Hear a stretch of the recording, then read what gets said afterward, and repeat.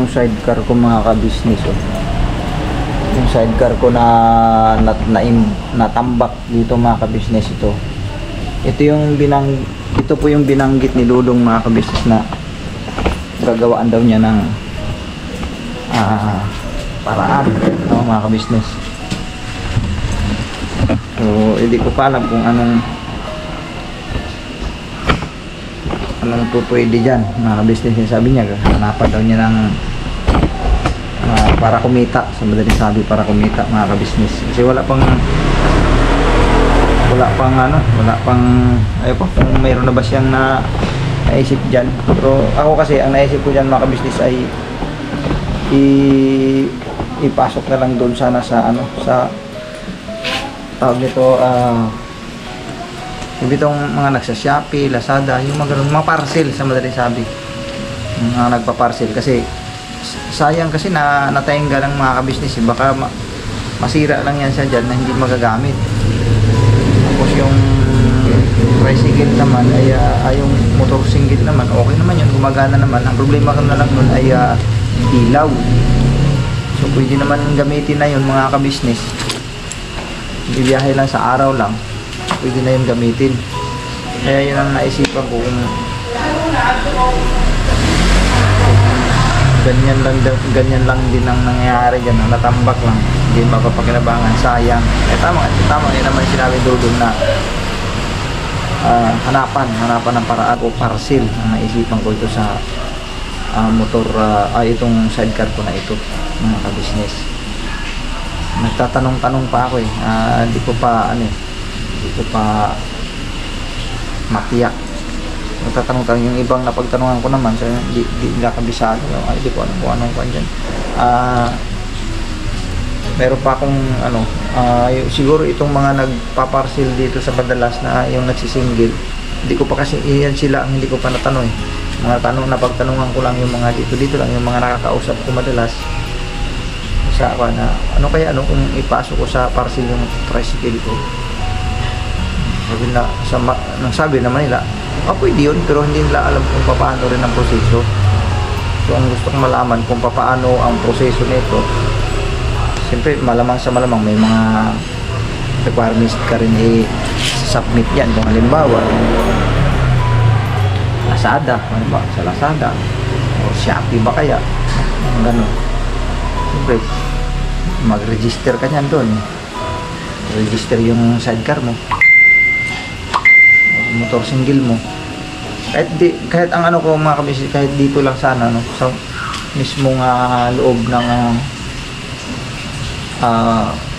subdivision, kasi ang lawak nito mula phase 1, phase 2, phase 3, phase 4, ganun po dito kasi. Tapos iba pa yung main, iba pa yung 1, iba rin kasi yung ng main Cernova main, tsaka Cernova 1, gano'n. Tapos phase 2, itong phase 2 lang, ABCD po ito, sobrang lawak nito mga business. Tapos phase 3, gano'n din yun, may EB, gano'n din yun. Hanggang phase 4 ito, may kabila. So napakalaki ito. Kung dito lang talaga, kahit dito lang ang kukunin mo, mga naruta, mga business, panalo na kaysa ikukumpara natin kung sa matingga lang siyang ganyan, na walang siyang pakinabang, ganyan, hanggang sa mas mabulok na lang yan dyan. Mas mainam talaga ipasok ko na lang sa Shopee ito. Tapos ngayon, ang pagdadalhin ko na sa kanila ni Dudong o si Wakmak, bahala sila, magpalit-palitan ko. Pangsamantala siguro mga ka-business, nandito lang muna kasi kuhanan ko yan sila ng student permit. Maobligyan ko ng kukuha ng permit ng mga yan kasi madalas ginagamit nila yung motor. Nangangas talaga silang gumamit ng motor, kaya mas mainam na rin kung makuhanan ko sila ng student permit para wala na akong intindihin pa sa may lakad natin sa provisional license. Yan ang naisipan ko mga business, kasi dagdag na rin yun, kumbaga dagdag kita o income namin mga business. Kasi Sa amin po, sa totoo lang, yung sa amin sa YouTube sa ngayon mga ka-business ay talagang inaamin namin sa inyo na hindi naman sa hindi kumikita, mayroon naman kumikita, pero ibig ko lang sabihin ay hindi pa talaga totally nakakasapat, no? Lalo pat sa akin, sa akin na marami kami, lalo pat marami nag-aral din sa akin, so hindi talaga nasasapat mga ka-business. Nagpasalamat na nga lang kami kay kuya ate dahil nga kami ay naka-minus o naka-libre kami sa pagdating sa paglupa mga ka-business. Kaya yun ang malaking bintaha nga sa ngayon, kasi bagaman dito lang ang income namin yun sa YouTube, so kulang talaga, pero kahit pa paano nakaka-libre naman kami sa lupa. Malaking pakinabang naman yan. Kaya nagpapasalamat talaga rin kami sa First Family Business na kami ay nabigyan ng libreng sirahan mga business. Kaya yun ang ko ngayon, sa madaling panahon hanggat maaari makatakbo na itong sidecar para may income din kami, extra income mga ka-business. Marami pa akong naisip mga ka-business, tulad nga nung dati mga ka-business, siguro napanood nyo na sa mga unang vlog ko o sa mga unang upload ko mga ka-business, yung patungkol dun sa yung pangarap ko noon pa, wala pa sa ganitong pag-vlog mga ka-business. Napakatagal ko na kasi talagang pinangarap yun mga ka-business na minamahal. Nung sa biyahe pa lang ako mga ka-business, gusto ko talaga magkaroon ako ng sarili kong sasakyan na may babiyahe ko mga ka-business, yung sarili ko talaga. Kasi sabi ko, sa tinagal ko naman sa daan, posible naman kung hindi ko kakayanin yun, yung tinutukoy ko mga ka-business, yung pagka-tracking. Kasi napakarami na kasi mga nagiging kasamahan kong driver, kasama kong driver noon. Ang iba, yung isa kong driver na alala ko lang, yung isa kong driver dati pa, ako'y nasa ang delivery ko pa noong araw ay mga lata ng sardinas, lata ng gatas. Yun ang mga dinideliver ko noon. May isa kang kasamang driver noon na huminto siya sa pagdadrive sa pangungumpanya. Kinuha siya ng ang kinuha niya mga ka-business ay Mirage, no?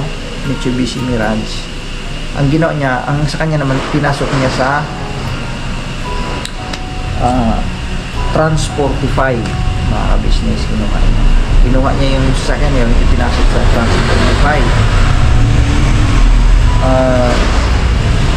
Yun na niya yun, na provide niya yun. Ang sistema niya mga ka-business, ang ginawa niya noon, may motor siyang single yung motor single niya, kapag ang delivery ay medyo pigado, ibig sabihin masisikip, hindi kailangan ng 4-wheel, ang ginagamit niya motor yung deliver niya. Kapag may pick up naman siya doon sa kukuhanin niya ngayon, marami yan kasi may sasakyan siya madami siyang pagkakargahan. Karga niya doon sa Mirage yung kanyang kinukuhang mga items, no? Doon sa Transportify, no? Doon. Oo, yun, no? Kukuha siya doon ng mga items, tapos ibibiyahin niya ngayon. Kapag alanganing mga lugar o kailangan lang motor lang ang kailangan, motor niya yun. So doble ang kanyang gamit. Motor pang backup niya lang yun pero yung talagang kotse niya, yun talagang ginagamit niya sa pagbabiyahe. Kasi marami ang nadadala niya ang mga produkto mga i-deliver niya, mga parcel. Marami siyang i-deliver. So hanggang sa ngayon na niya yun, natapos niya yung mga ka-business. Tapos di naglaon, ganun uli ang senaryo ng sunod kong mga kasama mga driver nung ako ay pumasok na nung wala na po ako sa team wheeler mga ka-business. Nung during pandemic time naman yun, mga ka-business, na ako ay nagtatrabaho sa isang tracking services na ang hawak ko na lang nun ay 4 wheel na lang, 4 wheels na lang mga ka-business. Hindi na ako nag-wheeler kasi kasagsagan nun ng talagang nawalan kami ng mga trabaho pare-parehas gawa nga nung pandemic. Ngayon pinagtiyagaan ko ngayon yung 4 wheels mga ka-business. Doon talaga sa 4 wheels kung bakit sabi kong pinagtiyagaan ko lang, bakit ka wala akong hilig talaga doon sa 4 wheel kasi gusto ko doon sa malalaking truck talaga. Bakit ka mo? Malaki kasi ang kita ko talaga doon mga ka-business. Kasi kung dito ako sa maliit na sasakyan, bibigyan lang ko ng sabihin minimum lang. Tapos ang iba din wala pang overtime. Talo ako eh. Sabi ko di uubra sa akin yung ganong kita kasi nga marami kami. Kaya ngayon napilitan kung kinakailangan sa two-wheeler talaga, sa malalaking truck talaga, kung bakit ka mo. Malaki kasi ang offer doon. Malaki. Ang 8 oras ko mga ka-business noon hindi naman sana nagbubuhat ng nagbato. Ang 8 oras ko noon nung ako yung sa truck, ang rate ko doon above sa minimum.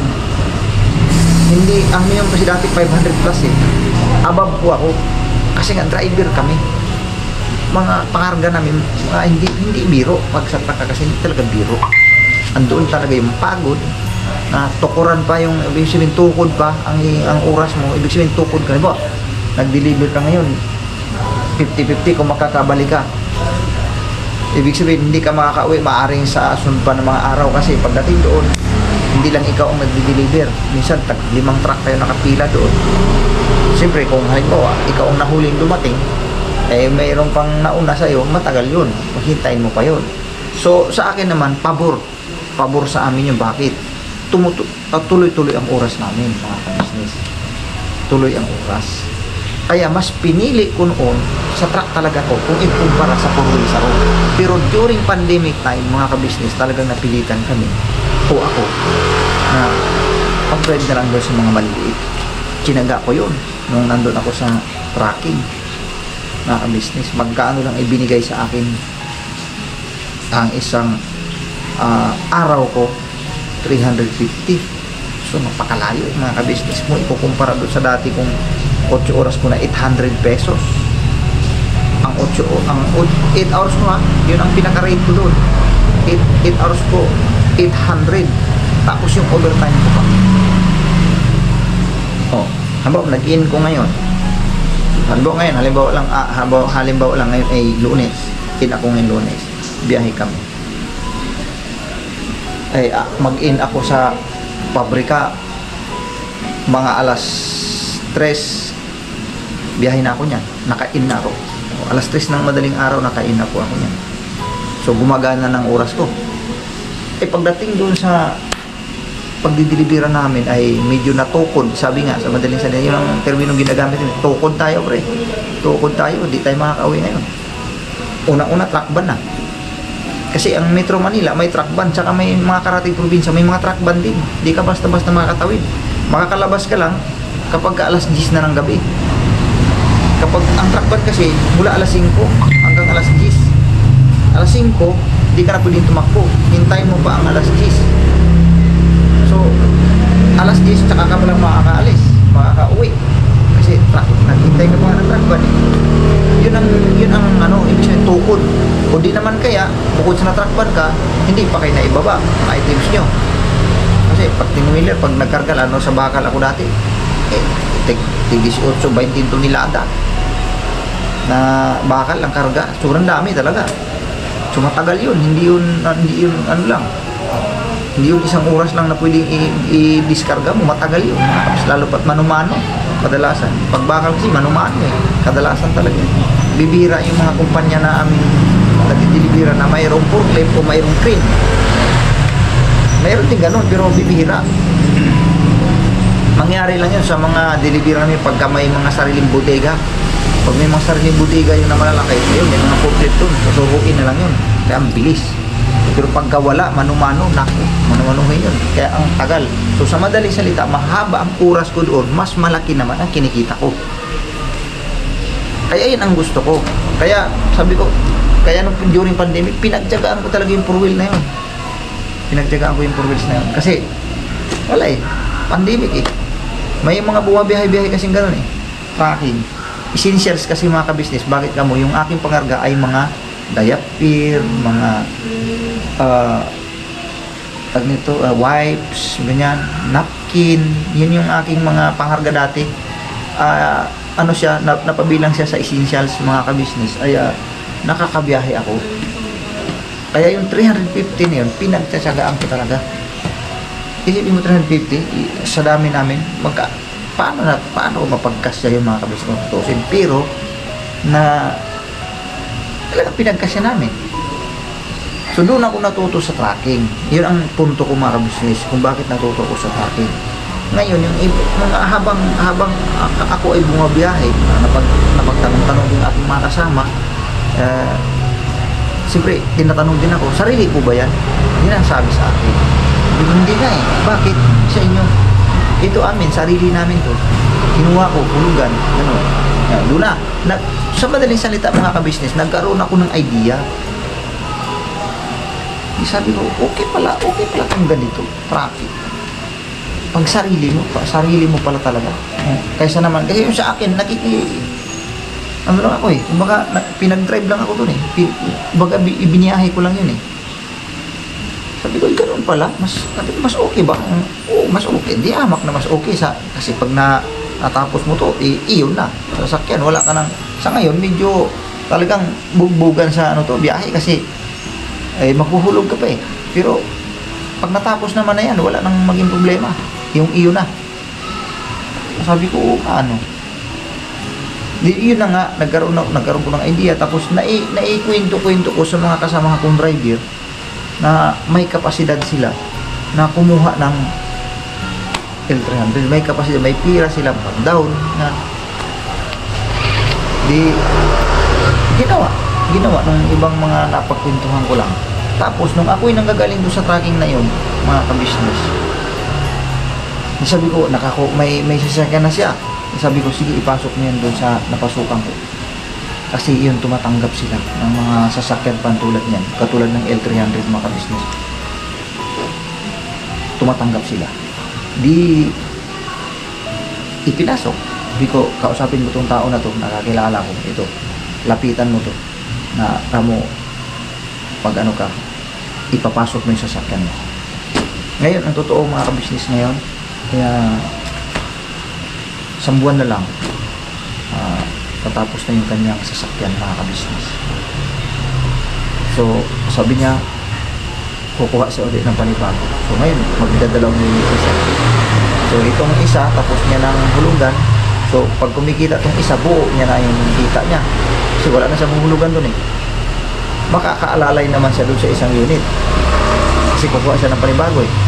So at least ito, hindi na siya mahihirapan dito sa isa kasi mayroon na siya dito eh. May isa na siya eh, na kumikita ng buo. Sabi sa dalawang unit na, kung matapos yung isa, di dalawang unit na, di haya ka isa masyado mga ka-business.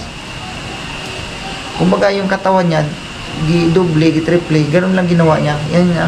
Yan ang punto ko mga ka-business na ako talaga gusto ko rin makakaroon din talaga. Sabi ko, yan ang inano ko ngayon. Sabi ko, kaya ko pa. Habang may lakas pa ako, habang malakas pa talaga ako. Ang hulugan kasi sa sasakyan mga ka-business is depende sa iyo kung ilang taon mo siya pwedeng hulugan. Kasi may iba, may 1 year lang, may 2 years lang, may 3 years. Nasa iyo yun eh, kung paano. Kaya lang, pag 1 year, medyo mabigat yun. Mabigat na, pinaka-down payment yung mga ka-business. Tsaka sobrang bigat na monthly no. Pero kung medyo long term mo siya mga ka-business, ang pinaka-standard kasi is 5 years. Hulugan mo siya ng 5 taon mga ka-business, ay medyo mababa ang monthly amortization mo. Ngayon mga ka-business, na uso ang tinatawag nilang zero down payment ngayon. Pagkatapos, mayroon pang tinatawag na business package mga ka-business. Sabagay nabanggit ko na to sa naunang vlog ko. Pero ito nilinaw ko lang ulit mga ka-business. May mga kasa kasi ngayon mga ka-business. Alam na nila mga sistema alam na nila, nakuha na nila yung mga sistema ngayon sa mga driver, no? Nakuha na nila na may mga ganito palang sistema na kumukuha ng hulugan sa kanila, ngayon ipinapasok sa tracking. Ngayon nagkaka-idea din yung mga kasa, mga ka-business, nagkaka-idea din sila. Ngayon mayroon ng tinatawag ngayon sa mga kasa na business package. Halimbawa, naging pabor sa kanila yung mga business kasi mainggan nyo kang anamang kumuha ng sasakyan. Bakit ka mo? Mayroong business package. Ibig sabihin, yung sasakyan mo, hindi ka na mamroblema kung saan mo ipapasok na company. Sila na mismo mag-o-offer sa'yo. Maraming company yun. Ikaw na lang ang bahala kung saan ka doon. Pipili ka na lang. Kung sa ganito ka, sa ganyan ka, sa ganyan, ikaw na bahala. Like for example, mga ka-business, Unilever.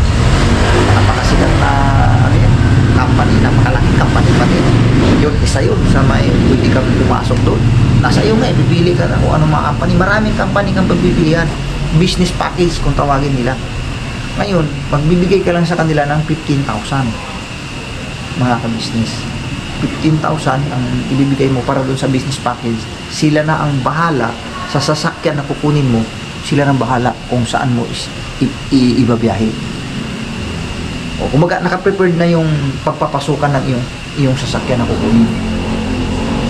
So, ibig ko sabihin, di ka mahirapan kasi andyan na eh. Ikaw na bahala mamili kasi marami mo kasi pagpipilian yun eh. Dito na lang ako, ma'am. O, ikaw na bahala. Dito na ako, sir. Dito na lang ang palikukunin ko. Ano ko papasokan ko? O sige, silang ngay magtawag na, mayroon akong ipapasok na unit. Halimbawa, ganito. May kumuha kasi sa amin to. Ito yung company na napili niya. Kayo ang napili. Ito, pag na-release namin to, dyan to, babiyahin na to sa inyo.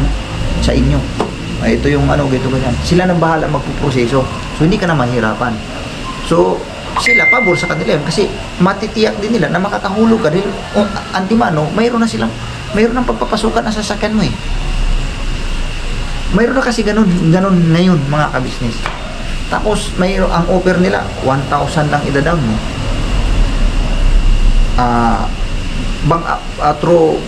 Bank approval din sila. So kailangan lang talaga mayroon kang bank account na kung hangga't maaari may laman. Lalamanan mo yon. Pagpalagay natin, lamanan mo lang kahit 20,000. At least makikita nila may laman yung bank account mo. Tapos yung 15,000 na sinasabing business package. Pero para sa akin, kung ako rin lang naman, total ako, mayroon naman akong alam na kung saan ko pwede ipasok yung sasakyan kung halimbawa nakakuha ako, walang problema. Kasi hindi ko na kailangan yung, ba't kailangan pa magbigay ng 15,000? Mayroon naman akong alam na pagpapasukan sa unit kung halimbawa eh. So, kung sa ngayon lang, mga ka-business, may alam ako. May alam ako, tulad nung ang pangargang ay mga diapers, no? Mga diapers, mga wipes, yun, yung mga napkins na, yung sa mga babae. Meron ako. Alam ko yun. Doon ko nga na itinuro yung kasama kong driver, kakilala kong driver, doon ko nga itinuro. Hanggang nandun siya bumabiyahe. Matatapos na nga yung kanyang unit eh. Kung doon ko rin ipasok, yung halimbawa makakuha ako, di kikita at kikita. So ibig ko lang sabihin mga ka-business, sa ganito kasi kung bakit ko lang naisip ito mga ka-business, dahil nga sa sitwasyon namin ngayon na sadyang kailangan talaga. Dahil unang-una mga ka-business, unang-una ako nag-aaral sa akin. Tapos siyempre yung future ng itong bunso ko ngayon, si Tinay, tapos si Kia, maliliit pa yung mga yan, si Yasyo, so kailangan pang pagpupan niya. Ilan ba yan sila kung pag-aaral? Malayo-layo pa lalakbayin yan sa pag-aaral. Kumbaga nag-isip lang ba ako kung ano ang pinakamainam na pamamaraan na paano kumita. Ngayon mga ka-business, pag-usapan naman natin yung pagdating sa paano naman ang kita dyan sa tracking service. Paano naman ito nakitaan dyan? Mga ka-business, ang ganito kasi yan eh. Bigyan ko po kayo ng isang halimbawa. Ang pag-usapan natin L300, halimbawa lang, no? Yung L300 may tinatawag ang kumpanya na ilang cubic ba ang sasakyan mo? O gano'n magtatanongin nila yun eh kasi ibabase nila yan doon sa ibabayan. May mga ganun po eh. Halimbawa, itong L300, 4 cubic, ang L300, 5 cubic, halimbawa, ganun, mga ganun ba? Halimbawa lang. Doon sila bumabatay. Ibig sabihin, sa dami ng karga mo, doon sila babatay, natural. Doon sila babatay. Alam, mababayaran ka ng malaki, ang sasakyan mo, kakaunti lang naman mailalaman. Siyempre, nagbabatay lang sila doon sa cubic ng sasakyan mo. Sa L300 mga ka-business, for example lang ito ha, ang L300 kung ang halimbawa ang biyahe mo ay halimbawa magpipick up ka halimbawa ay nasa parting may Kawayan Bulacan, halimbawa lang ito, may Kawayan Bulacan ka, doon ka kukuha ng pangarga mo, tapos ang biyahe mo ay halimbawa dito lang sa parting Valenzuela, lapit lang po yan mga ka-business, ang bayad dyan ay 2.8 mga ka-business, 2.8 yan. Mula dyan sa Mikawayan papuntang Valenzuela, siguro yung 300 na gas mo ay hindi yan mauubos hanggang sa makabalik ka. Hindi yan mauubos mga kabisnes. Ang lapit lang kasi talaga yun eh. Minsan naman, mula dyan sa Mikawayan, ang biyahe mo dito lang sa parting Bagumbong. Kasi ang mga biyahe mo yan mga kabisnes, Pure Gold, SM, yung mga ganyan, no? Mga malls, o kaya Mercury, yung mga ganon, o kaya yung mga isang mga groceries na malalaki na kumukuha sila ng ganong klaseng produkto, no? Ganon. Pagka ang biyahe mo naman ay lalabas ka na medyo malayo-layo lang, parting Maynila na, nasa 3,000, mga 3, ano ba yung binanggit sa akin ng mga nakaraan lang, mga nasa 3-4, mga ganon, 3-4 o 3-2 yan, sa parting Maynila na yun, 3,000. Malapit lang din yun mga ka-business mo. Kasi babiyahe ka natural madaling araw kayo, unang salihanan mo madaling araw. Ibig sabihin pag maaga ka palit, mas mainam, mapabilis kasi kadalasan ang laman ng iyong sasakyan ay pinakamataas ang 3 drops. Ibig sabihin 3 customer, unang bagsak, pangalawa, mga bagsak, may mga ganun, bihira yung 4, kadalasan talaga 3 lang sa base sa experience ko ha. Sa ang kinukuhanan ko lang base ito yun sa dati kong napasukan na tracking, 3 minsan nag-4 din, nag-4 na resibo din, pero bihira 3 lang talaga madalas.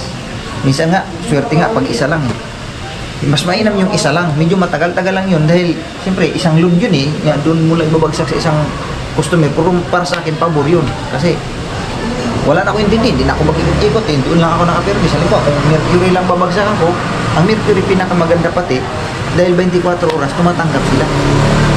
So halimbawa nakargahan mo na kaagad yun, natapos na, hindi mo na kaagad idiretso yun, kahit halimbawa natapos ka kasi minsan may mga ganung tagpo eh. Kung nagkarga ka ngayon, gabi, alas 9, malis ka, nagkarga ka doon sa bodega, natapos ka, pagpalagay natin alas 12. Kung hindi mo na kagad itakbo yun, doon sa Mercury na pag, na, anon mo, kung saan mang Mercury yun, pwede mo na kagad itakbo yun mga ka-business. Pwede mo na kagad ibagsak doon yun. So, ipagpalagay natin, matapos ka doon ng mga alas 2, tapos na, uwi ka na. Oh, wala pang kinabukas, wala pang umaga, doon kumita na yung sasakyan mo. Sandali lang. Tapos, kung nasa iyo, kung babalik ka uli sa budi, kasi ang mga budi ka, 24 oras yan eh. Gumagana. Oh, kung gusto mo, balik ka uli doon, kargahan mo uli para sa kinabukas.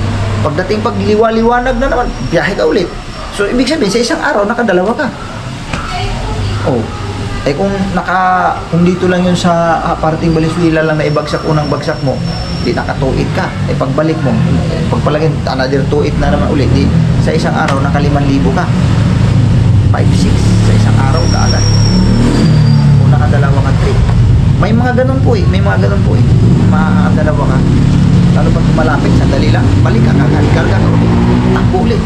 So nakakadalawa ka ngayon, so, may ganun eh. O, danas yun yan. So ibig kong sabihin, sa isang araw ipagpalagay na lang talaga natin, no? Ipagpalagay na natin yung pinaka-standard na nakikitain mo. Kasi ang pinaka-target kasi 4,000 a day. Oh. So kung hindi mo matumbok yung 4,000 a day na biyahe, kikitain mo sa sasakyan mo sa isang araw, kung di mo matumbok yun minsan, kasi nagdepende nga sa biyahe yan eh. Ipagpalagay mo na lang, i-fix mo na lang, kumikita ka ng 3,000 na lang sa isang araw. O, sa isang linggo magkano yun? Kasi sa 4,000 mga ka-business, kung compute mo yan sa loob ng isang buwan na competition na natin. Kung araw-araw ka nakakabiyahe, araw-araw ka nakakabiyahe, Lunes hanggang Linggo, kung araw-araw yun, so 7 bisis, di ano yun, di 7 times 4, di magkano yun, so 28 times sa 4. Ang isang buwan kasi is nahahanay sa 4 na linggo. So times 4 lang. Sabi ko, ang laki. Ayan po yung isang buwan niya, 78,000. Okay? So kung kukunin naman natin yung 4,000 a day, i-times mo siya sa 7 days, yan 28, i-times mo ulit yan sa 4, yan ang sinasabi ko kanina, 112,000 sa isang buwan. Kung mapipirpit mo yung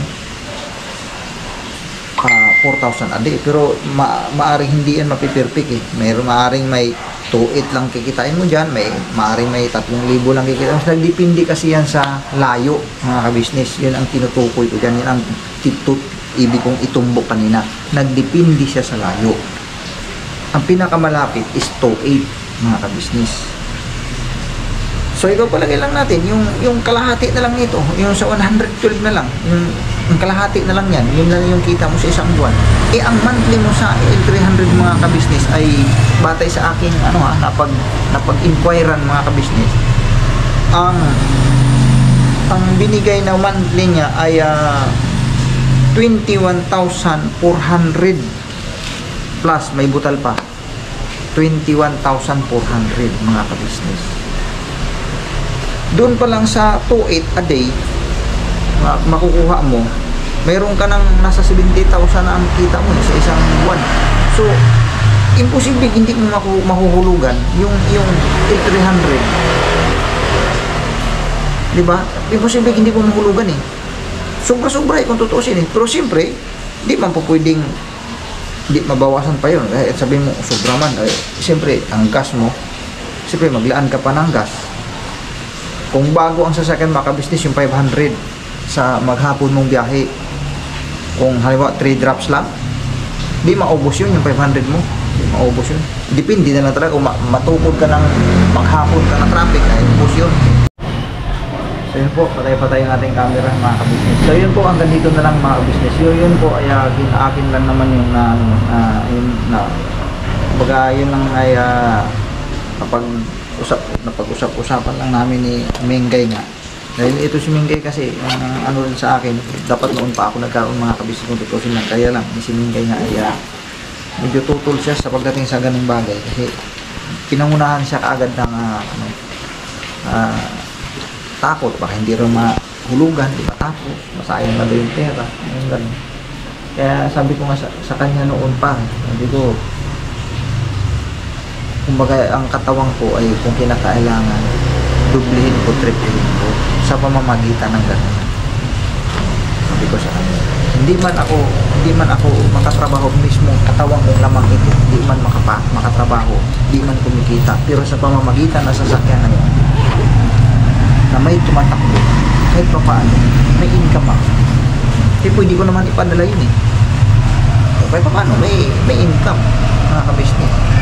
Kung sa panahon pa sana noon pa sana na malakas pa ako, wala pa akong, di sana ngayon, sa ngayon sana na dumating sa puntong ganito, mayroon na sana akong tumatakbo na kahit pa paano mayroon akong maaasahan talaga.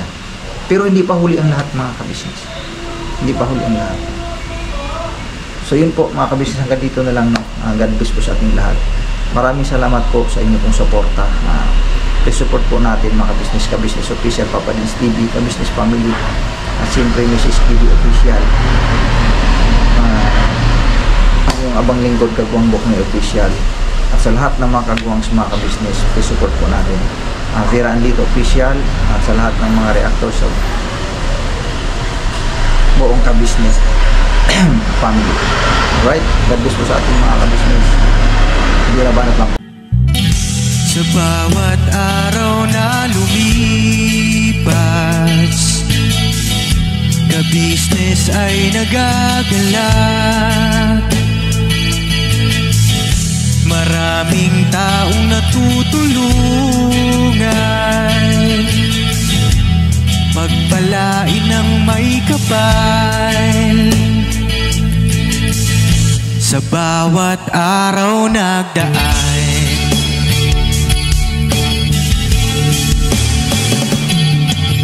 ka-business, business ka-business, Papa Dean, Steve, mahal kayo ng marami. Ang tuwa nila'y walang mapagsidlan. Noong kami niyong natagpuan,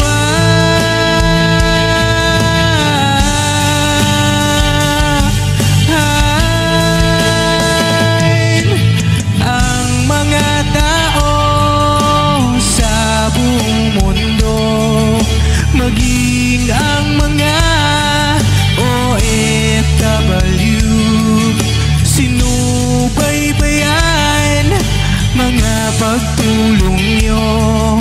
Panalangin nila, sana'y hindi kayo magbabago.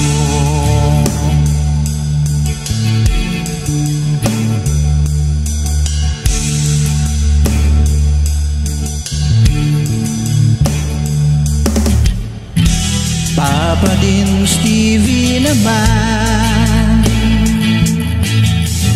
scholarship ay nasimulan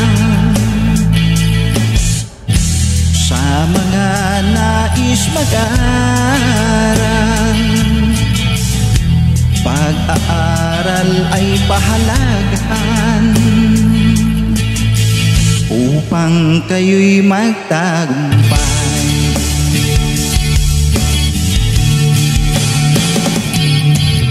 Ka-business, Mrs. Ka-business, Papa Dean, Steve, mahal kayo ng marami. Ang tuwa nila'y walang mapagsidlan. Noong kami ninyong natagpuan,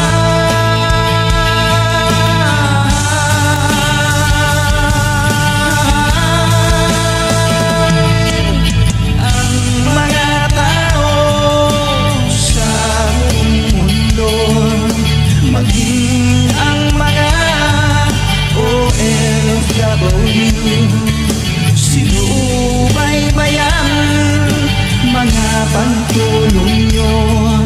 Panalangin nila, sana'y hindi kayo magbabago.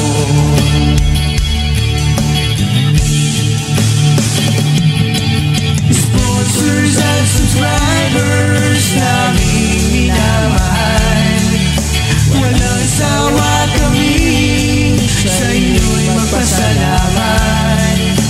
Mula pa noon at hanggang ngayon, walang sawa kayo ay tumulong.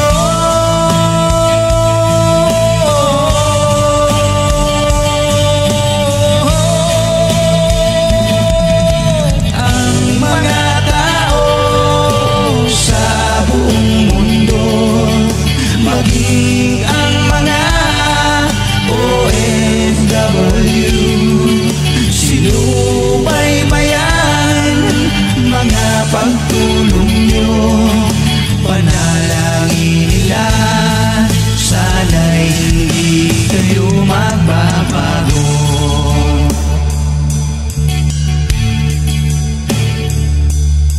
Panalangin nila, sana'y hindi